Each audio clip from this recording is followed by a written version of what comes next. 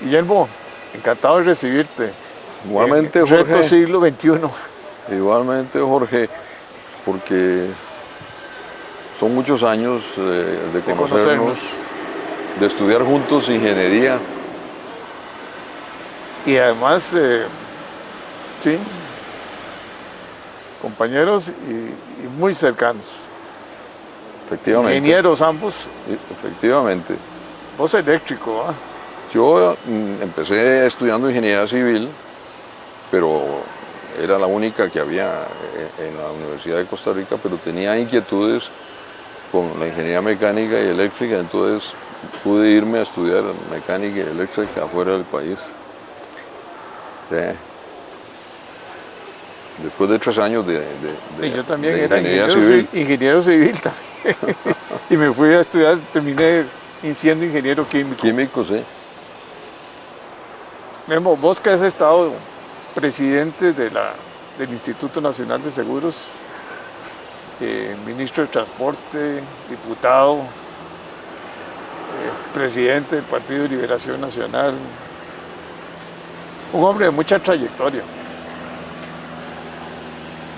Ahora se presenta el presidente de la República un proyecto, no lo ha presentado el Congreso, pero habla de vender el 43% del INS, y eso que le va a generar 500 mil millones. No sé de dónde sacaron las cifras, pero hablemos del INS. O sea, primero es el gran jugador a nivel centroamericano, creo que es el más grande de todo Centroamérica. Bueno, mucho más grande que la más grande de la República Argentina, tal como lo dejamos después de la administración en la que estuvimos al mando, porque nosotros tomamos un INS con 250 millones de dólares de patrimonio y entregamos un INS con 1.300 millones de dólares de patrimonio. Y eso fue producto de las utilidades en régimen de competencia que obtuvo el instituto a raíz de que en el 2008 conseguimos la apertura del mercado de los seguros. Entonces, en ese momento, en el 2014, a principios de 2014, porque terminamos el 30 de abril del 2014, el INS era, patrimonialmente hablando, más grande que la más grande de la República Argentina, que es Sancor, más grande que la más grande de Perú, Seguros del Pacífico, más grande que la segunda más grande de capital mexicano en México, porque la primera es una de capital norteamericano muy grande. O sea, no, en Centroamérica por supuesto que era la más grande, pero con gran diferencia. Pero ya te hablo de que era más grande, patrimonialmente hablando, que estas empresas de países como Argentina, como Perú, como México. O sea que era, y sigue siendo. Además, creo que el proyecto del hospital lo desarrollaste. Bueno, eso fue precisamente una visión que desarrollamos en nuestra administración para blindar al servicio de seguros de riesgo del trabajo y de seguros obligatorios de automóviles, porque fue una inversión que hicimos en el sector salud del INS superior a los 150 millones de dólares y montamos un hospital especializado en trauma, aunque puede atender otra serie de temas de los que el seguro de salud del INS ofrece.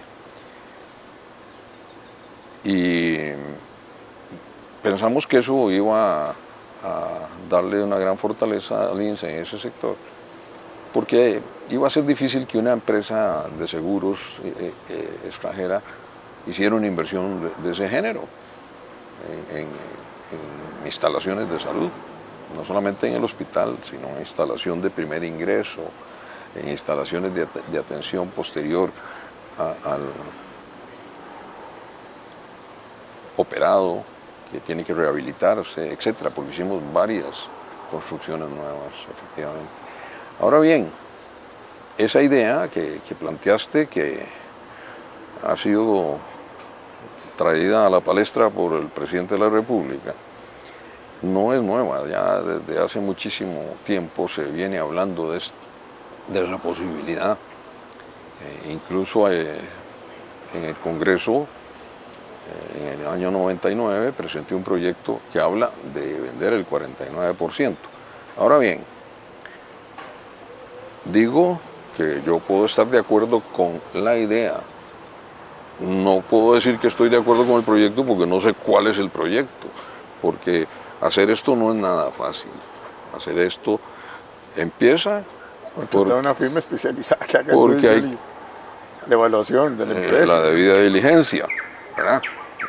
Para saber de qué estamos hablando en términos absolutamente reales.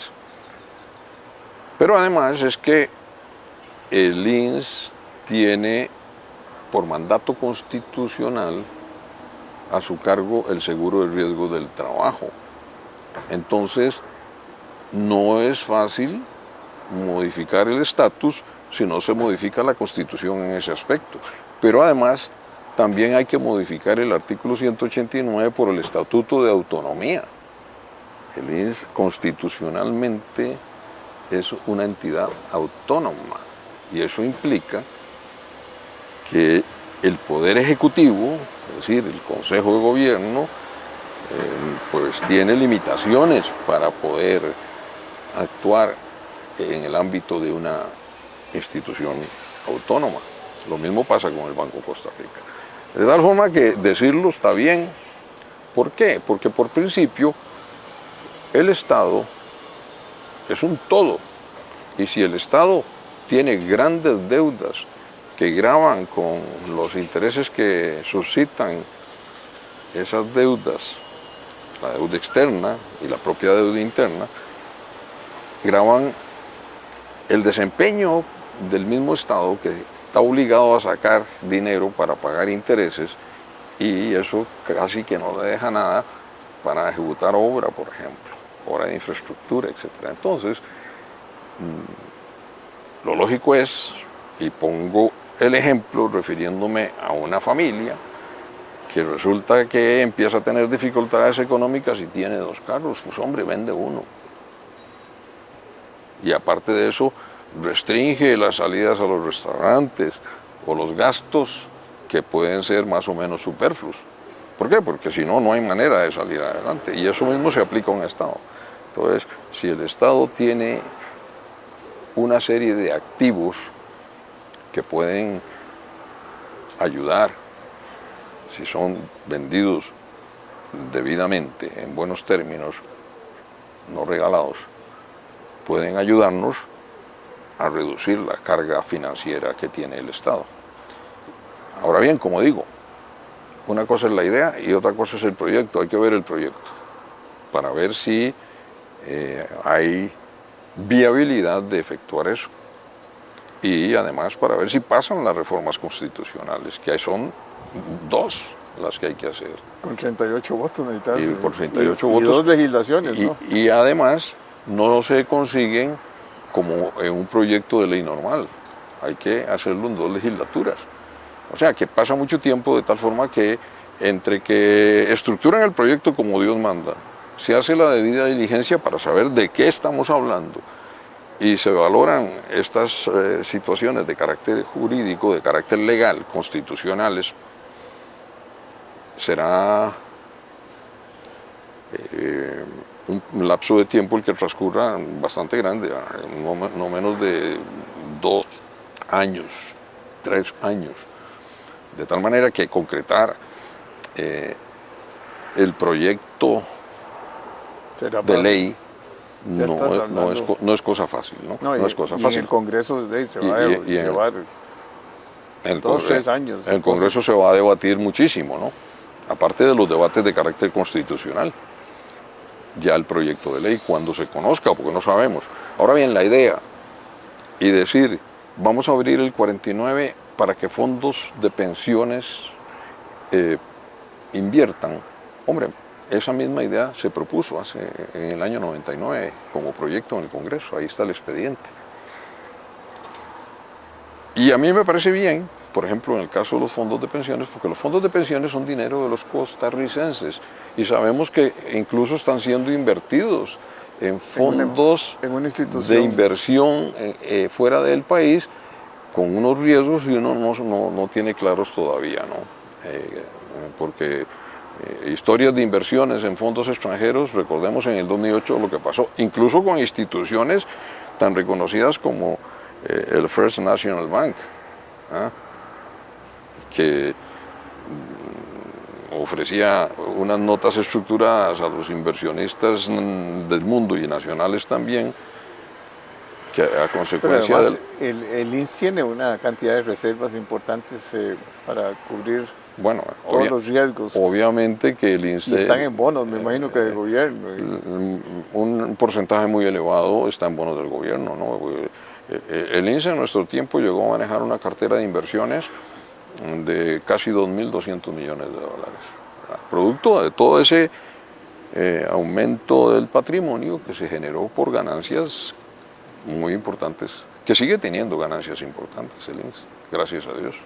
Entonces hay que valorar todo el conjunto. ¿Y la productividad y competitividad del INS? Bueno, es que precisamente cuando llegamos al INSE, nosotros teníamos un monopolio y gente acostumbrada a la vida cómoda del monopolio.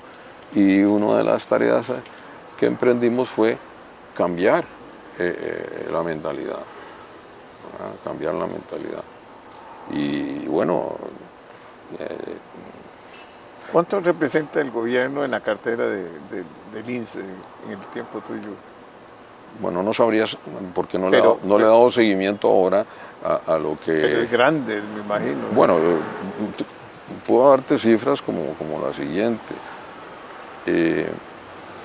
En nuestra época, esa cartera de inversiones permitió que el INS tuviera invertido una cantidad equivalente al 30% del patrimonio en el Banco Nacional.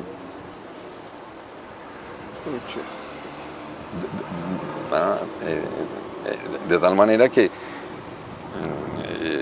hombre, para nuestro medio, una cartera de inversiones que manejábamos en ese entonces de 2.200 millones de dólares, es una cifra importante para este país, ¿verdad? No sé cómo está la cartera ahora, creo que está en 1.700, por ahí me parece haber entendido, pero yo no sé los datos, desde que salí del instituto no volví a interesarme por los estados financieros de la institución. Pero sí, entonces, todo esto tiene que ser un debate amplio y producto de un profundo estudio para ver si las cosas son como se piensa que pueden ser.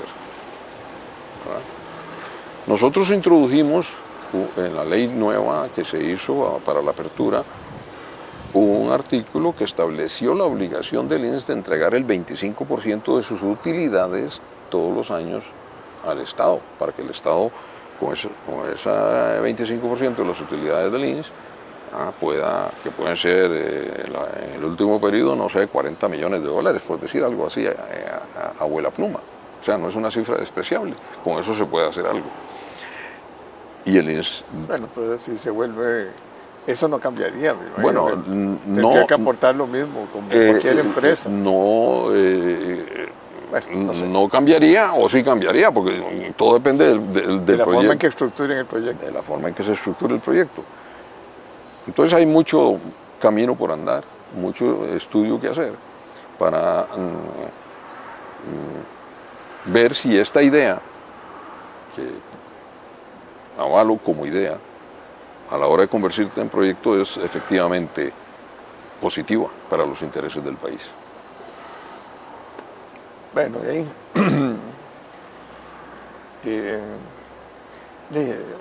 el INSE está en el corazón de muchos costarricenses, porque es la primera institución y se abrió a la competencia y lo ha hecho bien. Y con éxito, sí. Y con mucho éxito. O sea, yo creo que la participación debe ser muy grande Sí, del total del, digamos, del mercado. esa participación ronda el 70-30, hacia eso tiene que estar llegando. En su día habíamos hecho una valoración con análisis de experiencias que se habían dado en el mundo, por ejemplo en el Uruguay, donde había un esquema igual, que se abrió la competencia en el año 96, por ahí. Y aquí sería una empresa mixta, o sea, una institución, ¿verdad? Uno no sé cómo lo van a plantear, ¿verdad? Hombre, tendría vas a vender patrimonio. Tendría que ser bajo la fórmula de sociedad anónima para que hubiera participación accionaria, claro, porque de otra forma pues es muy complejo. Y entrarían a Sugeval, seguro. Podría posiblemente, ser, ¿verdad? En función de si son acciones puestas en bolsa, etcétera, habría una serie de variaciones en el tema regulatorio también, ¿verdad? La Sugeval, obviamente, puede... Y además está la que el supervisor de seguros, de obviamente seguros. Que sí, la Superintendencia General de Seguros tendría que seguir, ¿verdad? Que precisamente en el proyecto de ley de apertura del mercado, que fue redactado por un grupo de trabajo donde yo participé muy directamente, creó la Superintendencia General de Seguros como elemento fundamental en un mercado de seguros abierto, ¿no? Además el INSA aporta a los bomberos y a... El INS aporta de todas las... Y al INEC. El INS de todas las... y todas las instituciones... Todas las que están en seguros. Y todas las empresas que están vendiendo seguros en este momento, instituciones como los seguros del magisterio o empresas privadas como las que vinieron a competir directamente con el INS, todas tienen que aportar un 4% de los seguros que se vendan al cuerpo de bomberos. Eso es mucha plata. Mucha plata. Y ya no saben qué hacer con la plata. Bueno, espero que... Creo que habrá que revisar. Espero que administren bien, sí, porque... No, pues ya ahora resulta que hicieron todas las estaciones nuevas. Y bueno, por supuesto. En equipazos. Por supuesto que ese es el mejor cuerpo de bomberos de toda Latinoamérica, sí. el más bien equipado. Ahora bien, todas estas cosas que implican cargas, porque son impuestos, ese 4% en el fondo es un impuesto, afecta a la economía en general. Pero es que además el cuerpo de bomberos disfruta de un canon que se cobra en el recibo eléctrico. O sea, el cuerpo de bomberos está muy bien fondeado. Y lo lógico en un país, como en una empresa, es que todo tiene que estar en continua revisión. Me refiero, si en un momento determinado fuera necesario dotar al cuerpo de bomberos de recursos precisamente para poder hacer la red de estaciones de bomberos con la que se cuenta ahora y los equipos modernos con los que se cuenta y toda la capacidad que tiene el cuerpo de bomberos, e incluso con el centro de atención de emergencias, que es el único realmente de peso a nivel nacional y que se utiliza en las emergencias como centro de atención de emergencias, con la participación obviamente de otras instituciones en esas situaciones. Pero todo esto obviamente hay que revisarlo. ¿Por qué? Porque el establecer porcentajes del presupuesto nacional, por ejemplo, o porcentajes de impuestos para darle fondos a una institución no es, digamos, que la vía más sabia. ¿Por qué? Porque los recursos no se determinan como porcentaje de algo, se determinan a partir de la necesidad propia de la institución para desarrollar sus tareas. Y obviamente ha habido una fase de dotar de infraestructura muy moderna. Pero ya se cumplió eso. Bueno, todavía no se ha terminado, pero se ha cumplido en buena parte, aún quedan estaciones que conviene que se hagan en virtud de las necesidades que tienen las emergencias por incendio, porque claro, si es que se queda muy lejos, cuando llegan ya no queda nada. Cuando llegan los bomberos apaga el incendio, ya el incendio, si está muy lejos de la estación, ya el incendio se apagó por sí mismo, ¿no? Entonces, bueno, hay que valorar continuamente. Y al decir esto me refiero a todo el montón de instituciones del Estado que reciben porcentajes de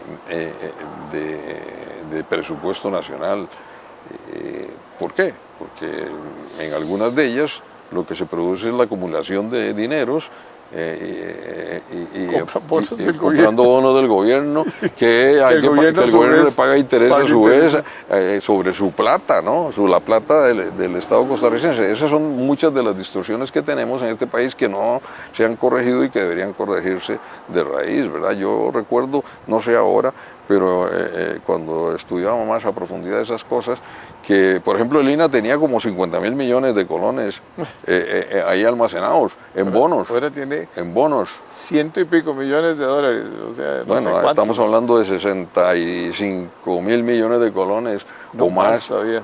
O 70.000 millones almacenados, señores, y el país con carencias enormes. Por Dios, tenemos que ordenar esa institucionalidad de este país, quitar aquellas que no sirven, porque hay algunas que no sirven, o modificarlas para que hagan lo que realmente están haciendo. Por ejemplo, Recope, que no refina nada, pues si lo que hace es distribuir, hay que convertirla y hacerle una reingeniería a profundidad para que se... A todo hay que hacer reingeniería y poner parámetros. Mediciones. Al Consejo Nacional de Producción, entrarle con tijera grande, ¿no? Le encarece los productos a las escuelas. ¿Quién ha visto esa cosa, no? Y hay grandes pérdidas porque administran mal. Entonces, las cosas no pueden ser permanentes, pudieron tener una razón en su momento, y eso no tiene que ver, en mi opinión, con visiones ideológicas, porque eso no es la visión de la socialdemocracia moderna. La socialdemocracia moderna no quiere tener elefantes blancos que gravitan sobre las espaldas de los ciudadanos. ¿Por qué? Porque provocan gastos innecesarios que los ciudadanos tienen que proveer vía impuestos. O las empresas tienen que asumir costos. O las empresas tienen que asumir costos más grandes por culpa de esas situaciones. Bueno, eso es parte de las tareas que hay que hacer en este Estado costarricense que está maltrecho. Bueno, Guillermo, muchas gracias. Con mucho gusto, Jorge. Ha sido un verdadero honor tener a... Bueno, para mí... un gran amigo. Jorge, es un placer venir a conversar con un amigo de tantos años, de aquellas noches que pasábamos sin dormir, estudiando como desgraciados allá en la Escuela de Ingeniería.